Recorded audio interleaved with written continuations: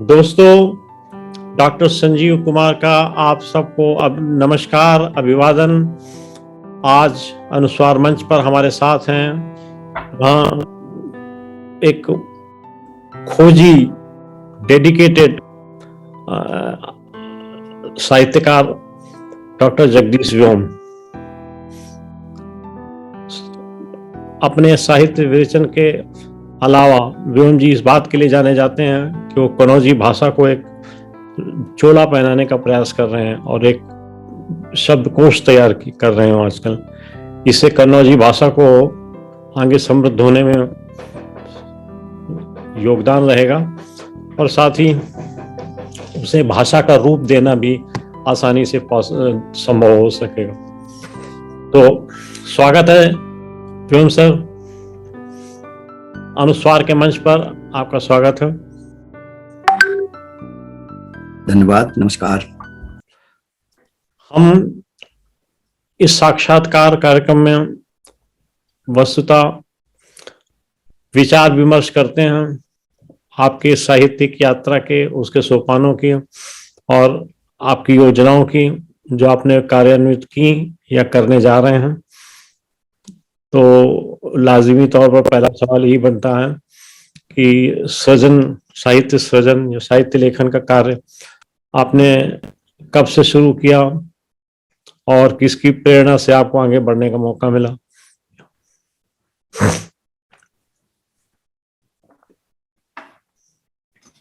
जी धन्यवाद डॉक्टर संजीव जी। पहले तो आपका बहुत बहुत आभार और धन्यवाद कि साहित्य के लिए आप अच्छे से अच्छे काम कर रहे हैं।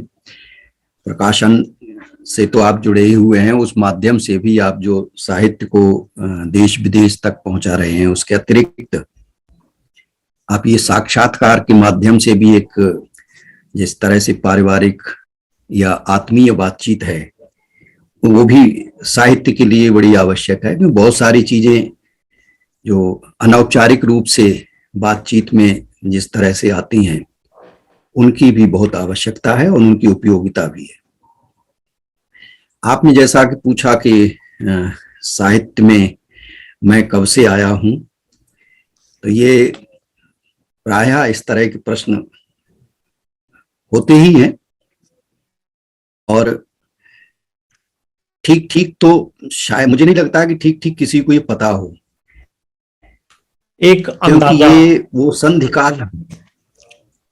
संधिकाल होता है कब साहित्य के प्रति पहले रुचि जागृत होती है, कहाँ से जागृत होती है और फिर धीरे धीरे धीरे धीरे उसमें व्यक्ति प्रवेश करता चला जाता है।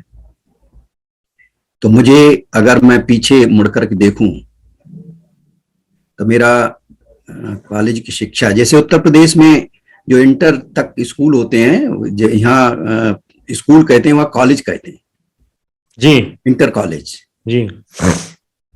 तो मैं कायमगंज में SNM इंटर कॉलेज में पढ़ता था। वहां मुझे शायद 6ठी या 7वीं कक्षा में रहा हूँगा। तो उन दिनों वहां एक बड़े अच्छे हिंदी के शिक्षक थे, कंचन सिंह चौहान, कंचन, मुझे याद है। बिल्कुल कवि वेशभूषा में ही रहते थे। अभी कुछ दिन पहले ही, वो कुछ समय पहले ही दिवंगत हुए हैं, लेकिन वो कविता जब इस मंच पर पढ़ते थे या हम लोगों की जब प्रार्थना सभा वगैरह हुआ करती थी तो उनसे मैं बड़ा प्रभावित रहा। लगता था कि हाँ, कभी ऐसी कविता लिखूंगा, लिखने का सौभाग्य मिले। लेकिन वो दिन थे जबकि कविता का क्या आशय होता है ये नहीं जानते थे। अच्छा लगता था। और दूसरा, उससे और थोड़ा सा पहले जब मैं प्राइमरी कक्षाओं में पढ़ता था, क्योंकि मेरी बड़ी बहन थी जो आज दुनिया में नहीं है, तो वो पढ़ने में बहुत होशियार थी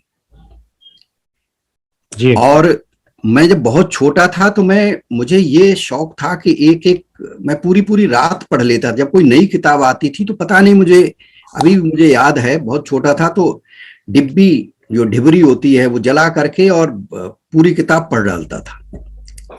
जब तक खत्म नहीं हो जाए रखना नहीं। रखना नहीं है।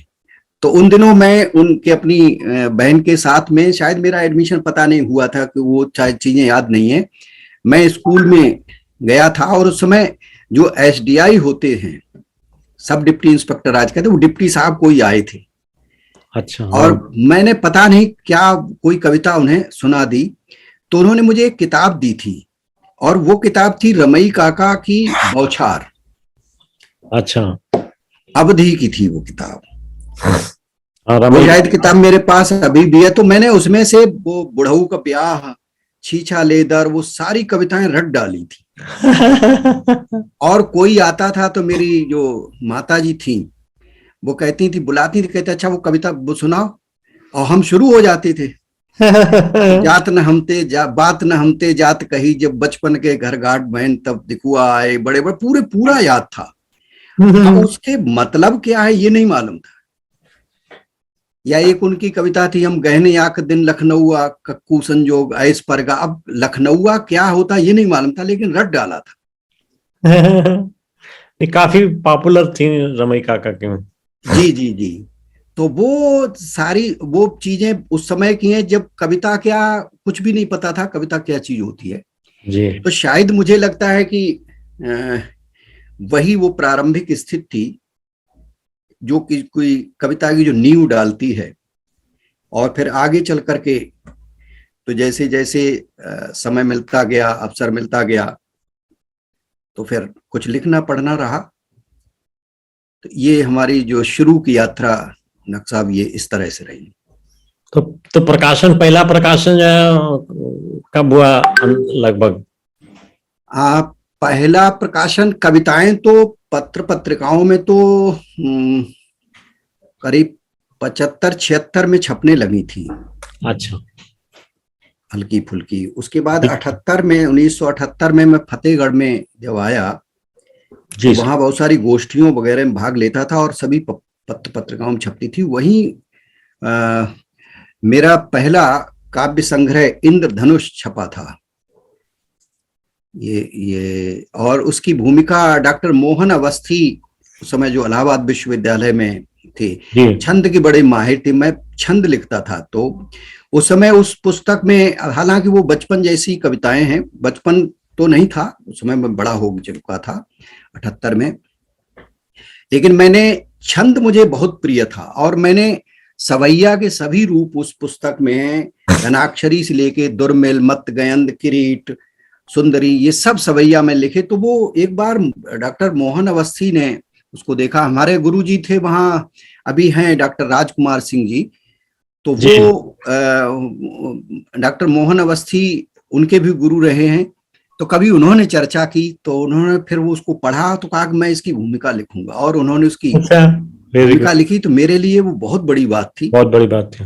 और वो पुस्तक मेरी पहली प्रकाशित हुई। यदि उपलब्ध हो तो एक आधी सवैया सुनाइए।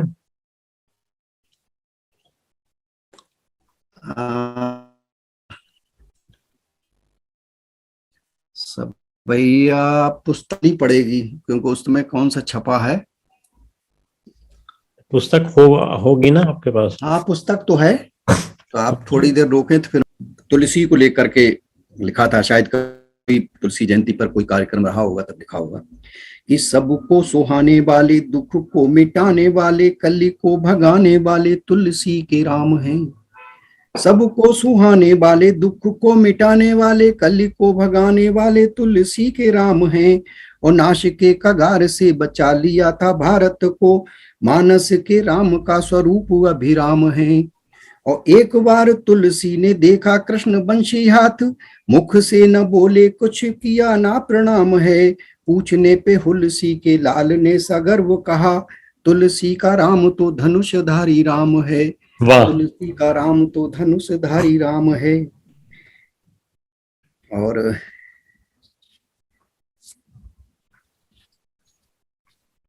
इस तरह से एक और मैं इसमें जी से जी। पढ़ता हूँ।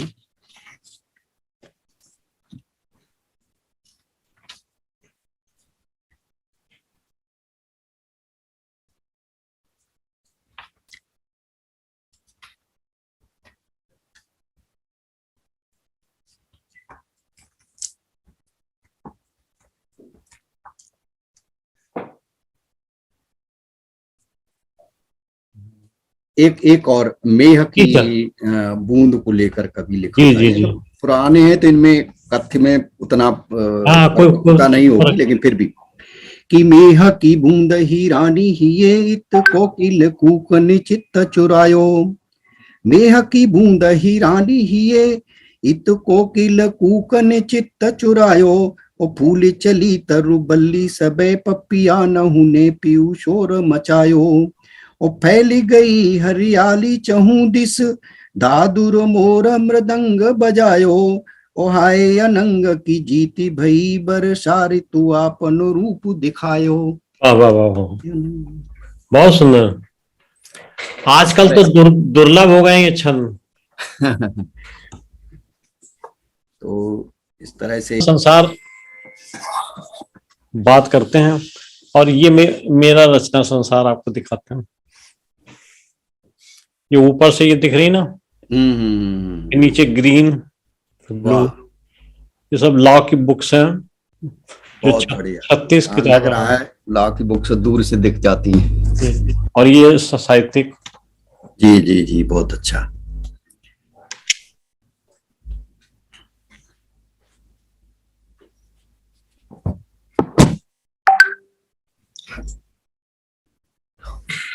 तो कविता के अलावा किसी और विधा पर भी काम किया सर? हाँ, मैंने कविता तो लिखी है। मेरा तो बहुत सारी विधाओं पे, लोक साहित्य पर मेरा बड़ा काम है। अच्छा। इसी तरह से बाल साहित्य पर मेरे 2 बाल उपन्यास बहुत चर्चित रहे हैं, और शायद तमाम कुछ पब्लिक स्कूल्स में कोर्स में पढ़ाए जा रहे हैं। मेरी बहुत सारी जो बच्चों की कविताएं हैं जी जी। वो काफी सीबीएसई के पाठ्यक्रम में बहुत सारे वर्ष से 8-10 वर्ष से लगी हुई हैं। बहुत सुंदर। और लोक साहित्य पर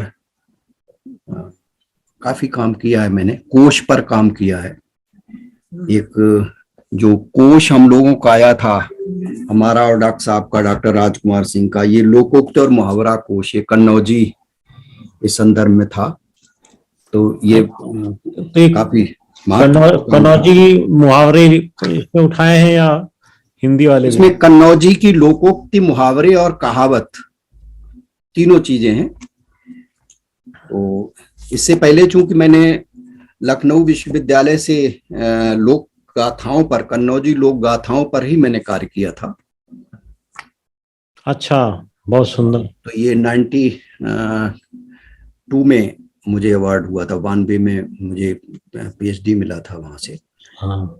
उसके बाद में 94 में ये पुस्तक प्रकाशित हुई, लोकोक्ति मुहावरा कोश। तो ये जी। कन्नौजी का मतलब पहला ही था, क्योंकि इससे हाँ पहले इस तरह का काम नहीं हुआ। लोक गीतों की तो एक पुस्तक शायद आई थी पहले, जी। लेकिन ये नहीं आया। और इसी के बाद जब हम लोग इस पे काम कर रहे थे तो ये था कि कन्नौजी का एक कोश बनाया जाए। तो उसी समय से ये शुरू कर दिया था, जब ये शब्दों को भी इकट्ठा कर कर फाइलों में रखते रहे थे। जी। उसके बाद में मैं चूंकि केंद्रीय विद्यालय में चला गया, तो बहुत सारे स्टेट में, कभी पाकिस्तान बॉर्डर पे सूरतगढ़ में मैं 6 वर्ष रहा, फिर मथुरा कैंट में रहा, फिर भोपाल में रहा, होशंगाबाद में। जी। उसके बाद 2007 में मैं यहाँ यूपीएससी से आ गया दिल्ली प्रशासन में। और आप समझते हैं कि प्रशासनिक कार्यों में बहुत सारा समय उसी में लगता है। ये तो है। तो फिर थोड़ा सा अलग तरह, तो इतना समय नहीं मिल पाया, हालांकि लगा रहा, बहुत सारे काम करते रहे उस समय। तो अब 1-1.5 साल से मुक्त हूं। तो अब उसको कन्नौजी कोश को उठाया है। इस बीच में हाइकू पर हम लोगों ने बहुत सारा काम किया, और अभी हमारा जो हाइकू कोश आया है। अच्छा, वाह, क्या बात है।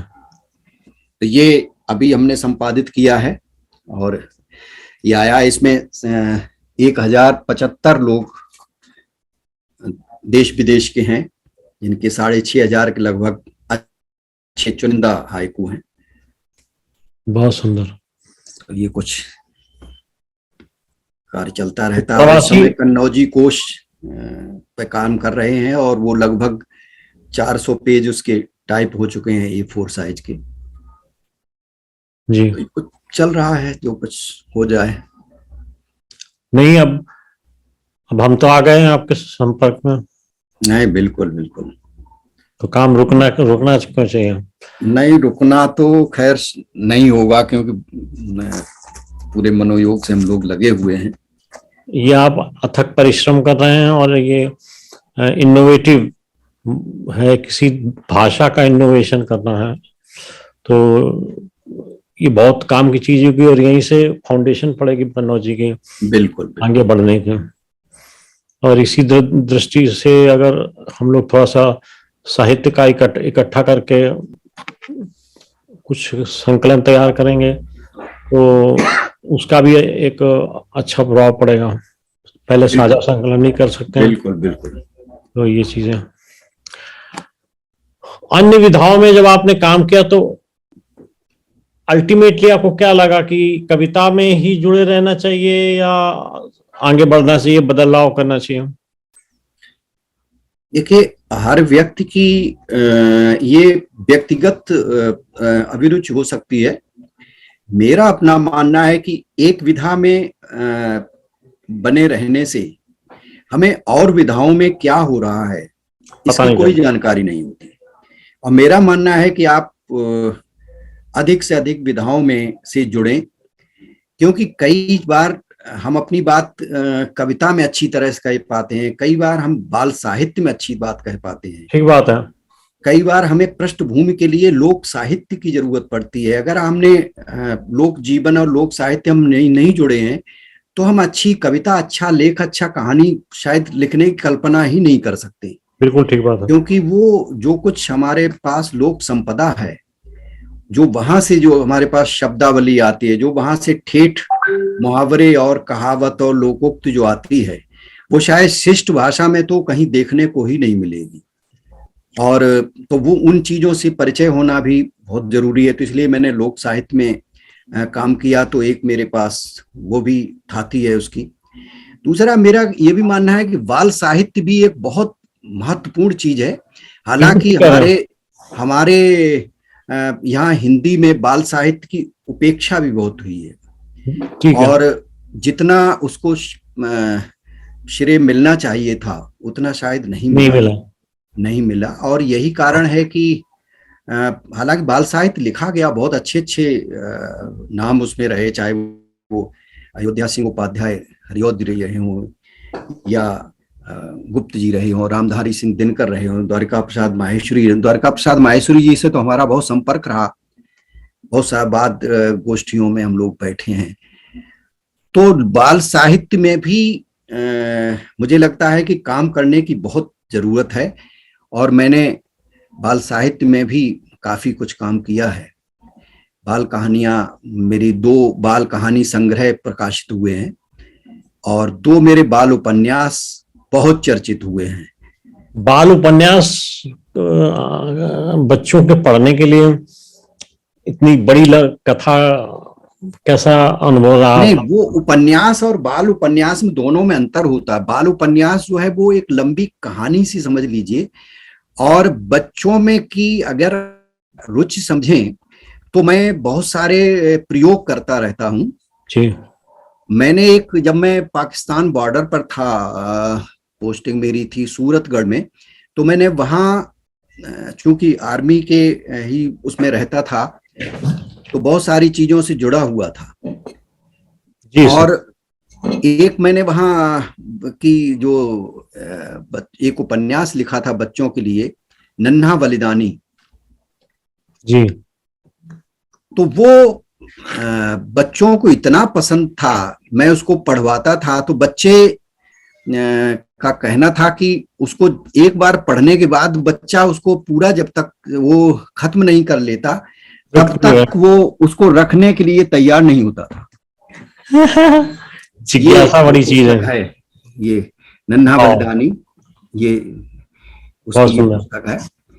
और इसका एक उदाहरण बताएं, इसके बहुत सारी भाषाओं में अनुवाद हुए। बालहंस ने इसको धारावाहिक उस समय छापा था, बहुत पुराने समय में। कितने पेज का है सर? ये बड़े टाइप में है, इस तरह के 40 पेज में है ये। ओ वेरी गुड। तो ज्यादा 40 बड़ा पेज नहीं है, में बच्चे पढ़ सकते हैं आराम से। आराम से एक बैठक में बच्चे इसको पढ़ के खत्म करते सही। हैं। तो इसमें मैं एक इसका प्रसंग बताना चाहूंगा कि जी सर। यूं तो बच्चों को बहुत सारा ये पसंद आता ही है। इसमें जो नन्हा सिपाही है, नन्हा बलिदानी है, वो बलिदान हो जाता है उसका, हम्म। वो मर जाता है। युद्ध क्षेत्र का है या? युद्ध क्षेत्र का है, उसमें 60% सच्ची घटना है और 40% उसमें वो तो लाई हुई है। नेचुरल, वो तो बुनावट करनी सही, पड़ती है। बिल्कुल बिल्कुल। तो मैं जब होशंगाबाद में था तो इसकी जो इसका प्रभावक है वो मैं बताना चाहूंगा। हमारे एक मित्र थी वहां, अभी हैं, जो आईजी हैं वहां भोपाल में। उनका बच्चा मेरे पास केंद्रीय विद्यालय में, उनकी लड़की पढ़ती थी। जी। तो वो इस बाल उपन्यास को लाइब्रेरी से निकाल के ले गई होगी अपने घर। जी। तो उनका बच्चा कहीं और पढ़ता था, उसने पढ़ा उसको। फिर जी। वो उस समय वो वहां एसपी थी, सुपरिटेंडेंट अच्छा। Of police. तो वो अपनी माँ से कहा कि नहीं, कि वो दिदिया के सर के पास मुझको लेके चलो। तो मेरे घर आई। जी सर। तो कि वो ये इसलिए रो रहा है, कह रहा कि ये सर ने इसको मारा क्यों, इसको जिंदा करवाओ। ओ। तो मुझे लगा कि देखिए बच्चे के मन में, संवेदना बच्चे कितनी। को कितनी चेतना है, कितना प्रभावित उसको किया। तो मुझे मतलब वो बहुत अच्छा लगा, और बच्चे इसको बड़े चाव से उससे पढ़ते हैं। दूसरा मेरा बाल उपन्यास है ये डब्बू की डिबिया। ये उड़न तस्तरियों पर है। और इसकी कहानी कल्पना मैं आपको इसकी ये दोनों की प्रतियां भिजवाऊंगा, या मैं खुद ही दूंगा आपको। तो ये एक कई पब्लिक स्कूल्स में ये कोर्स में लगा हुआ है। जैसे एक हाँ। नडाल स्कूल यहाँ है, सीनाडा। हाँ, उसमें उनके हर स्कूल में लगा हुआ है ये हर बार। और 8-10, मुझे तो भी 2 साल पहले मालूम पड़ा, उससे पहले मुझे नहीं पता था कि लगा है। अच्छा। हाँ, तो उनके यहाँ लगा है। तो इस तरह से ये और भी पाठ्यक्रम में है। तो ये बच्चों के उपन्यास हैं। और ऐसे ही छोटी छोटी जो बच्चों की कहानियां हैं, वो भी मेरे 2 कहानी संग्रह प्रकाशित हुए हैं। आपकी अनुमति से चाय ग्रहण करता हूँ। बिल्कुल बिल्कुल बिल्कुल, मैं चाय पी चुका हूँ। अब आप चाय पीजिए। तो कहानियों वगैरह में आप वास्तविकता का पुट ज्यादा लेके चलते हैं? मेरा मानना है कि देखिए, लेखन जो है, चाहे वो कविता हो या कहानी हो, जी सर। वो बिल्कुल यथार्थ चित्रण तो नहीं होता है, लेकिन वो काल्पनिक भी नहीं होता है। और अब कल्पना का समय चला गया, छायावाद युग बीत गया, जबकि कभी हवा हवाई में उड़ता था। अब अगर आप धरातल पे नहीं रहेंगे, आप वास्तविकता आपकी कहानी में, कविता में या उपन्यास में नहीं होगी, संवेदनाओं से नहीं जुड़ेंगे, तो वो फिर साहित्य प्रभावित नहीं कर पाता। और फिर वो हमारा जो कवि उद्देश्य है वह भी पूरा नहीं होता। हमें केवल मनोरंजन के लिए ही नहीं लिखते हैं, हमारा संस्कार भी देने, सीख भी देनी। जो जैसा समाज है, जैसे व्यक्ति हैं, उससे कुछ बेहतर बन सकें। जी सर। अगर वो नहीं, हमारा साहित्य उस काम को कर पा रहा है, तो शायद मुझे लगता है कि फिर साहित्य हमें सृजन नहीं करना चाहिए। ठीक है। ये हमारा अपना उद्देश्य है। नहीं, बिल्कुल सही कह रहे हैं, मैं भी आपकी बात से सहमत हूँ एकदम। जी जी जी। आपकी पुस्तकों में सबसे ज्यादा सर्वप्रिय पुस्तक कौन सी है? अब मेरी तो अलग अलग विधाओं की पुस्तकें हैं, इसलिए फिर भी प्रेम किससे ज्यादा है? मुझे सभी से प्रेम है। मैं जब बाल साहित्य लिखता तो मुझे अपनी दोनों बाल उपन्यास लगता है बहुत ही बढ़िया मैंने काम किया है। और जो उसकी जिस तरह से उसकी हमें पाठकों से प्रतिक्रियाएं मिलती हैं, तो मन गदगद हो जाता है। ठीक बात है। मैंने लोक साहित्य पे जब काम किया है, तो उसमें भी मुझे काफी संतुष्टि मिलती है, और लगता है कि मैं ठीक ठाक सही जगह पे जा रहा हूँ। लोक साहित्य में क्या, कैसे या किस प्रकृति का काम किया आपने? लोक साहित्य में मैंने लोक गाथाओं पर काम किया है, जो मेरा पीएचडी का विषय था। तो वो तो एक अलग तरह का काम है। लेकिन मेरी एक पुस्तक जो जिसमें 11 लोक गाथाएं हैं कन्नौजी की, और वो मूल गाथाएं हैं, और अब तक कहीं भी वो लोक गाथाएं पर कन्नौजी में कहीं प्रकाशित नहीं हुई है। तो वो पुस्तक मेरी है 160-170 पेज की, तो मैं उसे अभी बिल्कुल तैयार है, टाइप हुई है, तो मैं चाहूंगा कि वो भेजिए ना। प्रकाशित हो।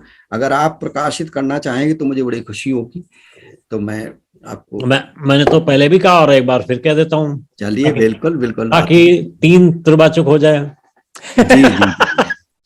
तो तो भेजिए। वो मुझे लगता है कि वो लोक गाथाओं पर वो एक महत्वपूर्ण कार्य है, और वो प्रकाशित हो। दूसरा ये है कि मैंने, चूंकि ये मुहावरा और लोकोक्ति कोष जब मैं कर रहा था, तो जो कहावतें हैं, यानी मुहावरे थोड़े अलग तरह के होते हैं, और कहावत और लोकोक्ति, और इनमें दोनों में भी जो कहावतें हैं, जी सर, उनके पीछे जो एक हजारों वर्ष की, पता नहीं कितने सैकड़ों वर्ष की, हजारों वर्ष की जो एक लोक की कोई न कोई चीज ऐसी रहती है जी जिससे वो उन्हें कहावत बनाती है, तो वो मुझे बहुत प्रभावित करती रही है कि कैसे कितने समय में जो आप बात को आप शायद बहुत सारे वाक्यों में नहीं कह सकते हैं, वो काम एक मुहावरा कह जाता है। एक मुहावरा कह जाता है, एक एक कहावत कह जाती है, एक लोकोक्ति कह जाती है। सही कह रहे हैं। तो वो उसमें जो शक्ति है, जो ताकत है, शब्द की शक्ति है, वो मुझे लगता है बहुत अच्छी है और बहुत प्रभावित करती है। तो मुझे ऐसी अनेक लोकोक्तियां और कहावतें कन्नौजी में मिली हैं। जी सर, तो उनसे बड़ा प्रभावित रहा हूं। एक प्रश्न आता है कि बाल साहित्य को किस उम्र के विभाजन के साथ में देखा जाना चाहिए? क्योंकि हर उम्र में उसकी भाषा का और सब विषय का परिवर्तन तो होता ही है। तो इसको कैसे डिवाइड करेंगे बचपन को, यानी बाल साहित्य के कितने वर्गीकरण करेंगे? देखिए, बाल साहित्य के मोटे मोटे रूप से आप 3 वर्ग कर सकते हैं। एक शिशु के लिए जो होता है, उनमें लय और प्रवाह, रिद्म, ये मुख्य होता है। उसमें शब्दों का अर्थ, क्योंकि उस समय बच्चा जो है उनको नहीं समझता है, और शायद ही दुनिया का कोई ऐसा बच्चा हो जो कि इन कविताओं के बिना वो बड़ा हुआ हो, ठीक है ना। तो एक तो वो शिशु गीत होते हैं। दूसरे हैं जब थोड़ा सा बच्चा बड़ा हो जाता है, 6-7 साल का, तब फिर वो बाल साहित्य में आता है।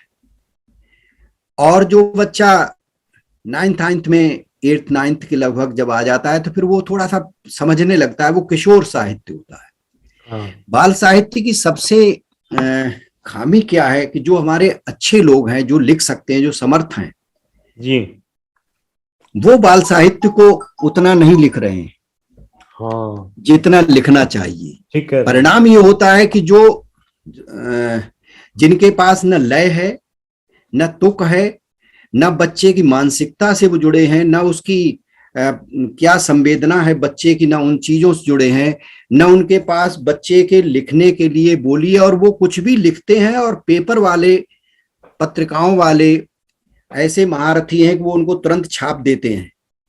तो इससे वो बाल साहित्य का एक जो स्वरूप है वो भी बिगड़ता है, क्योंकि बच्चों के लिए कविता लिखना आसान नहीं है।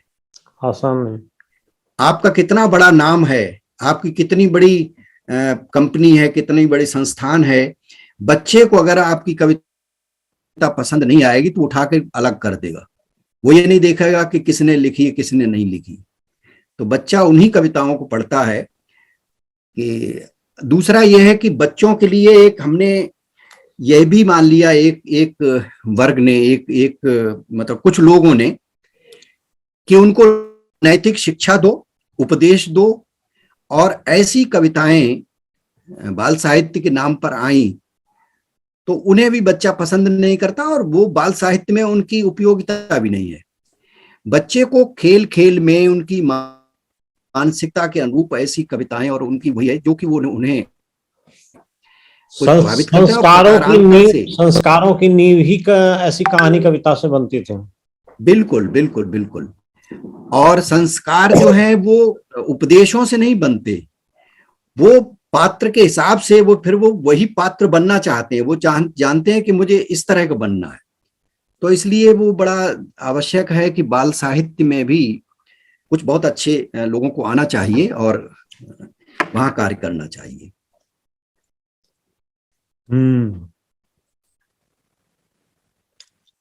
बाल साहित्य के प्रकाशक कौन कौन अपने कानपुर में अमन वाले करते हैं? नहीं, बाल साहित्य तो लगभग सभी लोग छापते हैं। अब प्रकाशकों की क्या स्थिति है ये तो हम भी जानते हैं, आप भी जानते हैं, वो कैसे बाल साहित्य को छापते हैं। कई बार उनके अपने वो रचनाओं की को महत्व नहीं देते हैं, बल्कि वो इसलिए महत्व देते हैं कि किसी ने उसका पूरा पैसा दे दिया छापने के लिए तो फिर वो छाप देंगे, चाहे उसमें क्या है। तो ये एक हमारा जो बहुत ही नकारात्मक पहलू है, क्योंकि हमारे पास जो प्रकाशकों के पास एक संपादक मंडल होता है वो उन्होंने नहीं जोड़ा। आप कुछ भी लिखिए और कहिए कि भाई हम आपके जो भी प्रकाशन का पैसा हम दे रहे हैं तो आप कुछ भी छपा लीजिए, तो वहां वो थोड़ी सी दिक्कत होती है। प्रकाशन भी बड़ी दुरूह व्यवस्था है सर। बिल्कुल बिल्कुल, मैं उससे भी परिचित हूँ, मैं समझता हूँ प्रकाशन एक तरह का, और इसके अतिरिक्त भी जो पुस्तकों की खरीद बिक्री है उसके पीछे भी जो गणित और जो राजनीति चलती है वो भी एक विडंबना ही है हमारे यहाँ। आप विश्वास नहीं करेंगे, कहीं कहीं पर तो 65% तक डिस्काउंट दिया। नहीं, मैं समझता हूँ वही उसी बात को मैं, में क्या ओढ़ेगा क्या बिछाएगा। नहीं वही मैं कहता हूँ कि आप पुस्तकालयों में, चूंकि मैं इससे प्रशासन से और शिक्षा विभाग से जुड़ा रहा हूँ, मैंने तमाम जो निरीक्षण करने के समय उसमें देखा है, तो पुस्तकालयों में ऐसी पुस्तकें भर दी जाती हैं जो वहां नहीं होनी चाहिए, जो नहीं होनी चाहिए, और जो पुस्तकें वहां होनी चाहिए वो वहां नहीं होती नहीं। तो अब सरकारी खरीदों में भी क्या होता है, वो यहाँ कहने की शायद ना अच्छा मंच नहीं है ये, वो मंच नहीं। उसको हम समझ सकते हैं कि क्या स्थितियां होती हैं। प्रकाशक भी अपनी पेट पालने के लिए, व्यवसाय के लिए बैठा हुआ है। प्रकाशक इसलिए नहीं बैठा कि अपने घर की अगर सब कुछ लगा के उसमें कर दे। अगर किताबों में उसे ये सब गुणा भाग करना पड़ेगा तो फिर वो गुणा भाग तो कहीं ना कहीं पुस्तकों पर ही आएगा। जी, आपको संज्ञान में देना चाहूंगा, हमारी बच्चों से रिलेटेड एक प्रोजेक्ट है जी। उस प्रोजेक्ट में 15 साल से कम उम्र के बच्चों की किताबें हम छापते हैं जी। हमारा सबसे छोटा जो आथर है वो 6 साल का है। और सबसे बड़ा आथर जो है ना हमारा 99 वर्ष का है। गुड। तो हमने तकरीबन 8-9 लड़कों के बच्चों की किताबें छापी हैं। अच्छा, काफी अच्छा अप्रिसिएशन हुआ है उसका। बहुत अच्छा। हिंदी में भी है और इंग्लिश में भी है। बच्चों की प्रतिभा का कोई जवाब नहीं। अब बच्चों की प्रतिभा तो मैं आपको एक उदाहरण दूं। मैं तो जो कुछ अपना अनुभव करता हूं उसी बात करता हूं। मैं जब यहाँ प्रिंसिपल था government senior secondary school new Ashok Nagar, यहाँ ये मयूर विहार के पास में, यहाँ मैं प्रिंसिपल रहा। और आपको पता है कि वो जहाँ वो बच्चे आते हैं जो स्लम एरिया और उससे, तो वहां मैंने ये प्रयोग किया कि उन बच्चों की को कुछ लेखन से जोड़ा जाए। और पहले मैं ये कभी नहीं सोचता था कि ऐसा हो भी सकता है। जी। तो अभी आपने जब चर्चा छेड़ दी तो मैं बताऊंगा कि एक बार मैं अपने ऑफिस में बैठा था, कुछ बच्चे इधर उधर भाग दौड़ कर रहे फील्ड में, तो मैं कुछ काम कर रहा था, थोड़ा डिस्टर्ब हुआ। तो मैंने 2-3 टीचर्स वहां थे, तो मैंने उनको बुलाया, मैंने इधर आओ। मैंने कहा देखो ये कौन बच्चे शोर कर रहे हैं, इनको जरा पकड़ के लाओ। वो गए भाई तुरंत, और उन्होंने एक ने इधर से घेरा, तो कुछ तो भाग गए, छोटे छोटे बच्चे थे। वो 12-14 बच्चे पकड़ में आ गए, तो मिले आए मेरी। अब जब प्रिंसिपल रूम में आए तो वो बहुत कपकपा रहे, घबरा रहे, डर रहे, पता नहीं क्या होगा। तो मैंने कहा अच्छा इनको लेके चलो पुस्तकालय में, मैं वहीं आता हूँ। बच्चे बुरे तरह से डरे हुए, कपकपा रहे। तो उस समय तक कोई विचार नहीं था कि इनको क्या करना है, बस ये था कि इनको डांट डूट भगा देना है। तो मैं गया तो इतनी देर में ये आ गया कि मुझे इनके साथ क्या करना है। तो मैं जब पुस्तकालय में पहुंचा तो मैंने उनसे कहा कि भाई तुम शोर क्यों कर रहे थे? चुप, कुछ नहीं। हमने कोई बात नहीं, एक एक कागज दो, लाइब्रेरियन से कहा एक एक कागज इनको दो और एक एक पेन दो। तो बच्चे समझे कि कोई वो लिखवाएंगे कि अब कभी ऐसा नहीं करेंगे, माफीनामा लिखवाएंगे। तो बोले सर अब कभी नहीं करेंगे। हमने कोई बात नहीं, हमने कहा अच्छा ठीक है, अब ये इनके नाम सब लिख लो। उनके नाम लिखवा लिए, क्लास लिखवा लिए और कहा कि आप जाइए 10 मिनट में इस पूरे परिसर में, फील्ड में आप घूमेंगे, पेड़ पौधा, कीट पतंगा, चिड़िया आइडिया कुछ भी मिलेगी, एक हर बच्चा अलग अलग जाएगा और उस पर 3-3 पंक्तियां लिख कर लाएगा। वाह वाह। अब बच्चे गए बहुत खुश, बच्चे समझ लिया कि भाई अब तो ये कुछ अलग तरह का काम मिल गया। अब उनका डर सब निकल गया, बच्चे लिख कर लाए।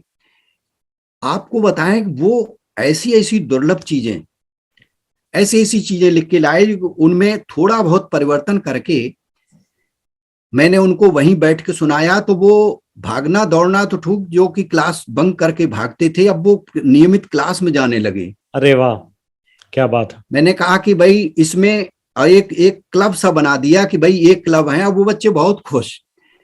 जो बच्चा नियमित क्लास में जाएगा, होमवर्क करेगा, बढ़िया राइटिंग करेगा, वो इस क्लब में शामिल होगा। तो उनकी मैंने 2-3-4 कार्यशालाएं ली इस तरह से, कुछ लिखा लिखा करके, और उनमें थोड़ा बहुत संशोधन किया। तो उसका परिणाम ये हुआ कि ये पुस्तक भारतीय बच्चों के हाइकू, हाइकू के बारे में उनको बताया। तो हाइकू उनसे तो नहीं लिखवाए, उनसे कहा तुम 3-3 पंक्तियों में लिख करके लाओ। और इसमें 87 बच्चों के 112 हाइकू हैं। इनका अंग्रेजी में अनुवाद हुआ और ये पुस्तक दुनिया की पहली पुस्तक है जो कि बच्चों की लिखी हुई है। जापान से लेके और अमेरिका तक इस पुस्तक की चर्चा है। तो उदाहरण यह है कि इसमें ऐसी ऐसी कविताएं हैं, मैं आपको दूंगा तब आप इसमें पढ़िए कि आप कहेंगे कि ये बच्चों ने लिखी है कविता। वही तो मेरा भी अनुभव यही है। तो ये मतलब बच्चों के पास जो प्रतिभा है, तो उसी का परिणाम है कि मैं इस समय एक और काम कर रहा हूं। उसके बाद में जब इधर साउथ ईस्ट में मेरी जब पोस्टिंग थी तो मैंने इसकी चर्चा की और डिप्टी सीएम साहब ने उस समय, जो मनीष सिसोदिया जी ने, हिंदी अकादमी से कह करके, तो वो मेरा एक प्रस्ताव ही था, तो पूरी दिल्ली भर के बच्चों के लिए बहुत सारी कार्यशालाएं कराई और उनमें कविताएं लिखवाई और एक एक बच्चे को 50-50 हजार रुपए के पुरस्कार दिए गए हर डिस्ट्रिक्ट में। वाह, ये बड़ा काम। उसका संयोजन मैंने ही किया था। तो वो पूरी दिल्ली के जो 12-13 जिले हैं सब में जो अच्छे अच्छे बच्चे थे, तो उस समय मैंने बहुत सारी कुछ रचनाएं बच्चों से लिखवाई थी। और अभी मैंने एक पुस्तक का मैं संपादन कर रहा हूं, तो उसमें केवल दिल्ली के ही नहीं पूरी दुनिया भर के बच्चे हैं। उसमें ड्यूक यूनिवर्सिटी के बच्चे हैं, 30-40 बच्चे हैं, प्रिंसटन के हैं, सिंगापुर के हैं, मलेशिया के हैं और लखनऊ के हैं, बम्बई के हैं। मतलब उसमें मैंने बहुत सारे लोगों को जोड़ा है। तो उन बच्चों की एक पुस्तक है जो शायद मेरा सपना है कि वो जल्दी प्रकाशित होगी। तो आपसे भी उसके बारे में अलग से चर्चा करेंगे। वो अंतरराष्ट्रीय स्तर। तो बच्चों में जो प्रतिभा है, मुझे लगता है वो अलग तरह की प्रतिभा है। अलग तरह के बच्चों में अलग तरह की प्रतिभा मिलती है। बिल्कुल बिल्कुल। और वो जो डायनामिक्स है वो बिल्कुल डिफरेंट होते हैं। बिल्कुल बिल्कुल बिल्कुल बिल्कुल। तो वो, और दूसरी ये है कि साहित्य के लिए, हिंदी के लिए, क्योंकि हम तो हिंदी के लिए काम करते हैं, जी सर, तो ये भी जरूरी है कि हमारी अगर नई पीढ़ी इन चीजों से नहीं जुड़ेगी, हाँ, तो कैसे सीखेगी? तो कैसे सीखेगी? दूसरा ये है कि मैंने जो एक एक प्रयोग किया है और अनुभव किया है। प्रयोग तो खैर क्या कहना चाहिए कि जो चाहे वो बच्चा हो या बड़ा हो, कोई ऑफिसर हो, अगर वो रचना धर्मिता से जुड़ा हुआ है, सृजनशीलता से जुड़ा हुआ है, तो वह बेहतर आदमी होगा। बिल्कुल सही बात। मतलब ऐसा नहीं, ऐसा तो दावा नहीं कर सकते होगी, उसमें करुणा होगी, या उसमें मानवता होगी, बिल्कुल तो डिफरेंट आदमी होगा। बिल्कुल। मैं ऐसे, मेरे बहुत सारे मित्र हैं, प्रशासनिक अधिकारी हैं, आईएएस हैं, आईपीएस हैं। मैं ये तो नहीं कहता हूं कि कविता से जुड़ने का मतलब है फिर वो कोई भी गड़बड़ नहीं करेगा, नहीं, लेकिन उसमें जो प्रतिशत है अच्छे लोगों का, इंसान वो बढ़ जाता है, बढ़ जाता है। वो उतना अच्छी तरह से, क्योंकि वो खुद संवेदनशील होता है और संवेदना लोगों की समझता है। तो ये भी एक जरूरी है कि बेहतर आदमी बनने के लिए जो साहित्य है, कविता है, वह उसे जितना अच्छा है उससे और अच्छा बनाती है। ठीक तो बात। इसलिए भी जरूरी है। अभी इस समय जब हम देख रहे हैं, लेखकों के द्वारा बहुत कुछ लिखा जा रहा है जी। चाहे वो किस व्यंग में ले लो, चाहे वो कहानियों में ले लो, चाहे वो कविताओं में ले लो, लेकिन पाठकों का जुड़ाव नहीं बन रहा सर। आपको क्या कारण लगता है इस पीछे? ये इसमें जो पाठक, ऐसा तो नहीं है कि बिल्कुल जुड़ाव नहीं हो रहा, लेकिन ऐसा है भी। और वो मुझे जहां तक लगता है कि जब तक पाठक क्या चाहता है उससे जब तक रचनाकार नहीं जुड़ेगा, तब तक वो उसका जो साहित्य है वो पाठक को प्रभावित नहीं कर पाएगा। दूसरा यह है कि हम पाठकों के लिए कम लिखते हैं। हम का मतलब है, हम सार्वजनिक मतलब अधिकतर की बात करते हैं। हमारा उद्देश्य होता है कि कैसे इस पत्रिका में छपेगा, हमारा उद्देश्य होता है कि कैसे हमें कोई अकादमी कब पुरस्कार देगी, हमारा उद्देश्य होता है कि कौन सी प्रदेश में देश में कौन सी सरकार है, हम उसके हिसाब से लिखेंगे तो फिर हमें कोई पुरस्कार में, किसी योजना में कहीं हम आ जाएंगे। तो हमारा जब उद्देश्य ही पाठकों के लिए नहीं होता है तो फिर पाठक उस रचना से नहीं जुड़ पाता है, नहीं जुड़ेगा। ठीक बात है, नहीं ये आपने बहुत अच्छी बात बताई। मेरा अपना, और दूसरे कारण भी हो सकते हैं, तो मुझे लगता है कि ये भी एक कारण। दूसरा एक कारण ये भी है कि आपकी भाषा कैसी है। साहित्य के लिए आप अगर उपन्यास लिख रहे हैं या आप कहानी लिख रहे हैं या आप कविता लिख रहे हैं, तो उसमें आप लिख क्या रहे हैं। कई बार तो लोग ऐसी भाषा का प्रयोग करते हैं जहां गाली गलौज तक की बात आती है। कभी आप इतनी सोशल मीडिया पर ऐसी कविताएं आने लगी जिनको अश्लील से भी अश्लील को। बिल्कुल बिल्कुल बिल्कुल। दूसरे, हमारी जो कविता है विशेष रूप से, उसे हमारे मंचों ने बहुत बिगाड़ा है। हमारे मंचों पर अब शायद कहीं आप 100 नामों की लिस्ट बनाइए तो उसमें शायद 1-2 नाम ऐसा मिलेगा जहां की कोई आपको प्रतिभा दिखाई देगी, क्योंकि वहां कोई पढ़ने पढ़ाने से कोई मतलब ही नहीं है। आपने दो तीन सुना करके काम करते हैं। बिल्कुल, आपने बढ़िया सा गला आपके पास है और आप गा सकते हैं तो आप चल रहे हैं। दूसरे लोगों को, जो पाठकों को लगता है कि बस यही कविता है, क्योंकि वो समझते हैं कि ये जो कविता है, तो इसलिए कविता के प्रति एक तरह की जो अरुचि है वो भी विकसित हुई है। और वहां कविता नाम की कोई चीज नहीं होती, वहां होते हैं चुटकुले, होते हैं गाली गलौज होता है, अश्लील बातें होती हैं, और उनको लगता है कि लोग बड़ा तालियां बजा रहे हैं, तो वो अपने उद्देश्य से भटके हुए हैं। क्योंकि एक रचनाकार का एक कवि उद्देश्य भी होता है, पोइटिक एम भी होता है, तो वो हम शायद भूल गए हैं, और यही कारण है कि पाठक हमसे बिटकते जा रहे हैं। जी, एक बात आपसे राय करूंगा,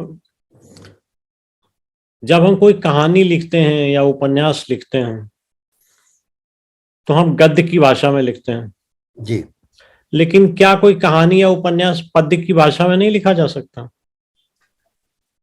देखिए, पद्य की और गद्य की कोई भाषा नहीं है, अलग भाषा का कोई नहीं है। शैली कह दीजिए। गद्य को देखिए, जब हम गद्य लिखते हैं तो हमारा जो वाक्य विन्यास है वो गद्यमय होता है। और उसमें जो आप कह रहे हैं, मैं उस बात को वहीं आ रहा हूं, मैं समझ रहा हूं आप क्या कहना चाह रहे हैं। और जो गद्य भी कई बार ऐसा लिखा जाता है कि मानो कि हम कोई गणित पढ़ रहे हों। तो गद्य में भी आपके पास अगर लोक जीवन का, लोक धरातल से आप जुड़े हुए हैं, तो फिर आपके पास जो भाषा होगी वो एक ललित भाषा होगी। वो आप जो विषय लिखेंगे उसमें आप प्रभाव कर सकेंगे। लेकिन अगर आपके पास लोक जीवन से जुड़ी हुई, लोक भाषा से जुड़ी हुई चीजें नहीं है, उदाहरण के लिए आप विजयदान देथा को देख लीजिए, उनके आप साहित्य को पढ़ लीजिए। आप कहानी पढ़ेंगे तो आपको लगेगा कि बस पढ़ते चले जाइए। तो ये जो जो ललित साहित्य है, लालित्य है, वह हमारे गद्य रचना को पाठकों से जोड़ता है, प्रभावित करता है। अब कोई ऐसी भाषा है आपके पास जो कि आप, उसने किसी पाठक ने आपके एक पैराग्राफ पढ़ा, एक अनुच्छेद पढ़ा और बस बिटक करके वो भाषा के भ्रमजाल को उठा करके अलग रख दिया, तो आगे पढ़ेगा ही नहीं। तो जो भाषा है हमारी वह बहुत प्रभावित करती है, क्योंकि शुरू में तो जब कोई शुरू करता है किसी गद्य की पुस्तक को या काव्य की पुस्तक को, तो सबसे पहले वो देखता है वो प्रभावित हो रहा है कि नहीं हो रहा है, और कुछ कहा जा रहा है, वो क्या कहा जा रहा है। तो ये तो रही गद्य की बात। इसी तरह से कविता की जो बात है, अगर वो वैज्ञानिक कसौटी पर कसी नहीं है, उसमें केवल कपोल कल्पनाएं हैं, तो आज का पाठक, आज का बच्चा, आज का जो संवेदनशील व्यक्ति है वो उसको पसंद नहीं करता, ना उसको पढ़ता है। आज आपको जो भी आप लिखेंगे तो वो प्रामाणिक होना चाहिए, धरातल पर जुड़ा होना चाहिए। आज वो वायवी कहानियों का, वायवी कविताओं का समय नहीं रहा। तो ये भी एक कारण है और ये भी होना चाहिए, जहां तक मुझे लगता है। और एक प्रश्न आपके व्यक्तिगत रुचियों के बारे में है जी। कि साहित्य के अलावा आपकी हॉबीज क्या क्या है? हमारी जो कुछ हॉबीज हैं वो साहित्य से होकर के ही जाती हैं। जैसे अगर मैं कहूं कि मुझे प्राकृतिक दृश्य देखना बहुत अच्छा लगता है, तो वो भी साहित्य से ही जुड़ा हुआ प्रश्न है। यात्रा संस्मरण बन हो गया। यात्राएं करना अच्छा लगता है, और लेकिन अब इतना समय व्यक्ति के पास नहीं होता है कि यात्रा में अगर नहीं तो लेकिन उन चीजों से प्राकृतिक स्तर, क्योंकि जो प्रकृति है, मुझे लगता है प्रकृति भी एक, ये तो हमारी छोटी छोटी कविताएं हैं, प्रकृति बहुत बड़ी कविता है, वो सृष्टि की कविता है। ठीक बात। और क्या नहीं है वहां जो, अगर हम जितना प्रकृति से, जो क्योंकि प्रकृति के ही है तो हम अंग हैं, तो वो भी रुचि है। दूसरी हमारी लोक जीवन में, लोक साहित्य में भी हमारी रुचि है।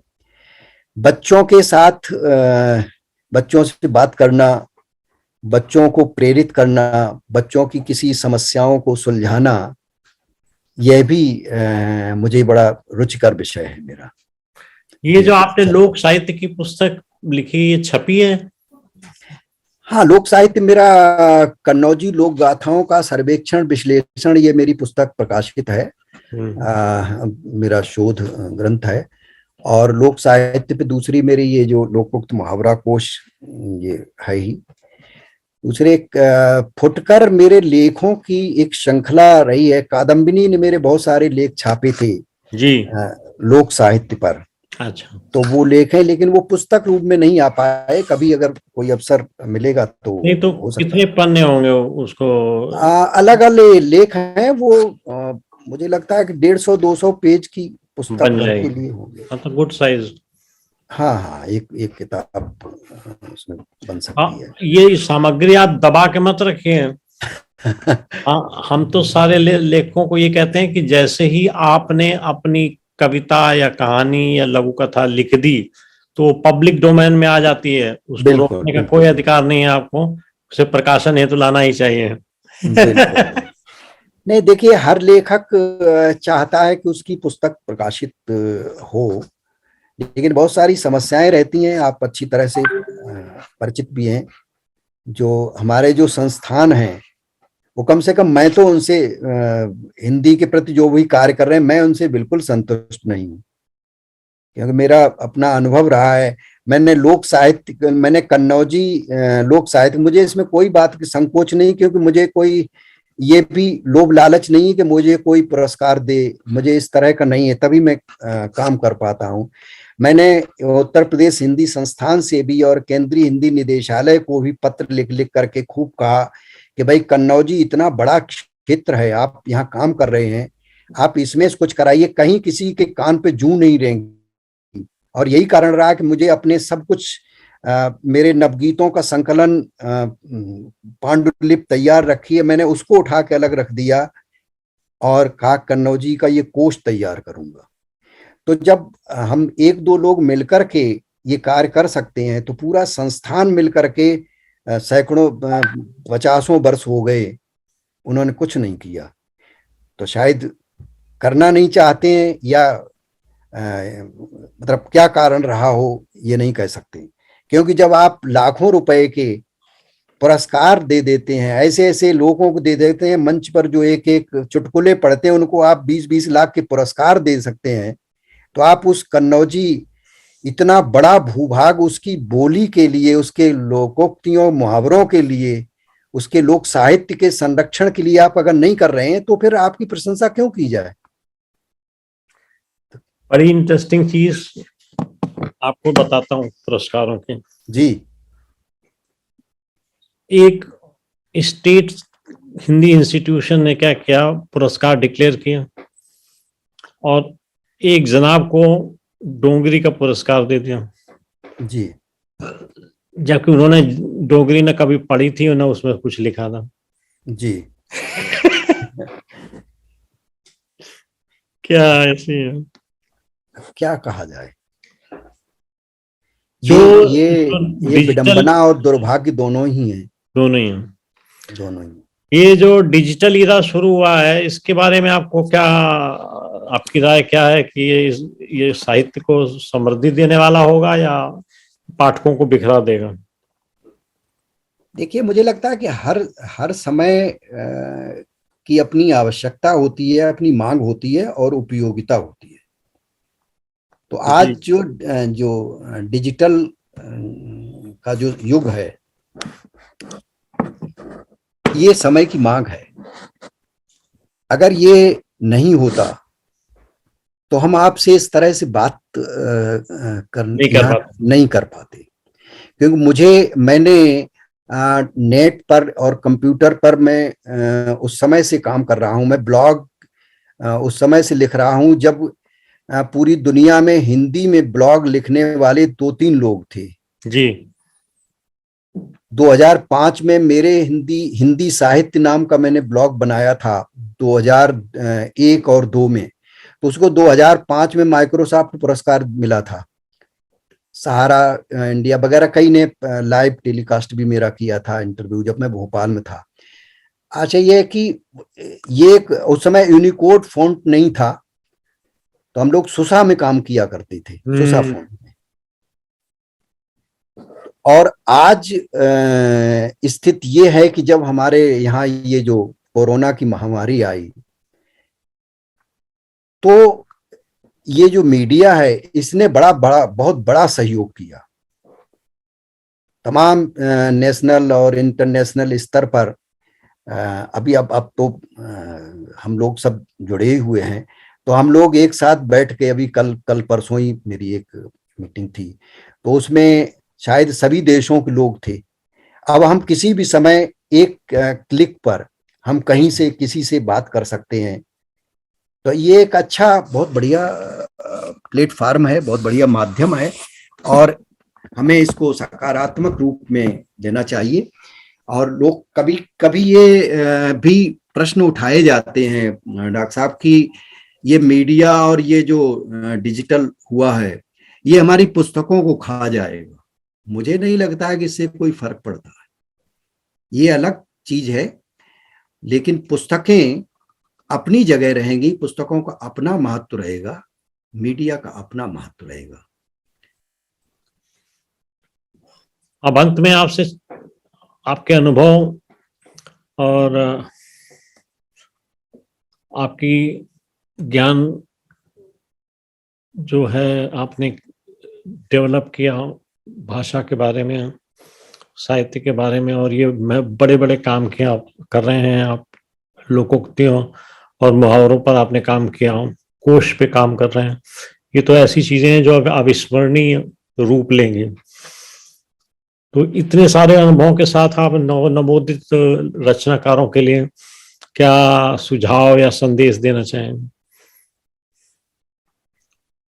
जो नए लोग हैं साहित्य में, मुझे लगता है कि आप जितना गहरे घुसते जाएंगे उतना उतना आपको अपनी अज्ञानता का भान होगा। सही कह रहे हैं। क्योंकि आपको लगता है कि जब शुरू में मैं जब आया था लिखना, तो फिर मुझे लगता है कि मैं बहुत जानता, और ये बात मेरी नहीं है, ये सबकी बात है जी। जब हम आगे बढ़ते हैं तो फिर हम कहते हैं अच्छा अभी यार हमसे कुछ और लोग ज्यादा भी जानते हैं, थोड़ा और आगे चलेंगे तो कहेंगे अरे भाई अभी तो हमारा कुछ और पीछे है। लेकिन जब हम और गहरे घुसेंगे तो लगेगा कि अभी तो हमने कुछ सीखा ही नहीं, अभी तो हमने कुछ जाना ही नहीं, चैंपियंस पड़े हैं।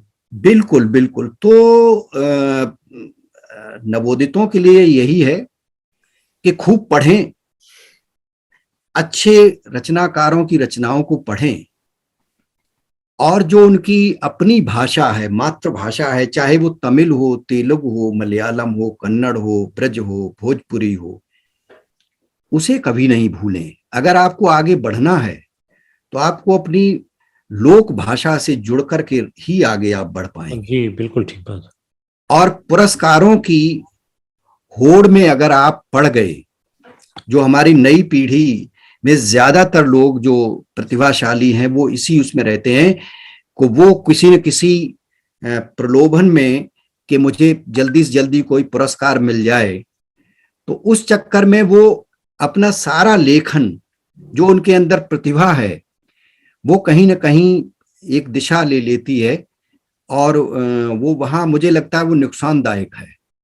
पुरस्कार और सम्मान हमें प्रेरित करते हैं, प्रोत्साहित करते हैं, लेकिन उद्देश्य नहीं हो सकते जीवन का, उद्देश्य नहीं हो सकते। और जब आप पुरस्कारों से पीछे भागेंगे तो आप अपने लेखन को सजा संवार बनाएंगे, उछला बनाएंगे।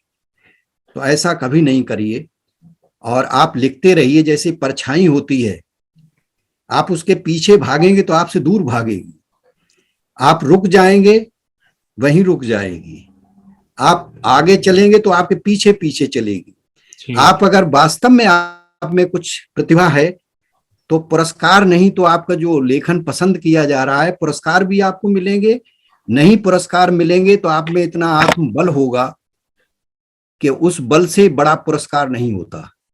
तो आप अपना कर्म करिए, सकारात्मक सोच रखिए, कभी नेगेटिव कभी नकारात्मक सोच मत रखिए। जो कुछ लिखें वैज्ञानिक कसौटी पर सत्य हो वही लिखें, और कोशिश करते रहें। एक समस्या है जी, समस्या ये है कि अपने आप प्राचीन काल से परिक्रमा महत्वपूर्ण रही है पराक्रम की जगह। बिल्कुल।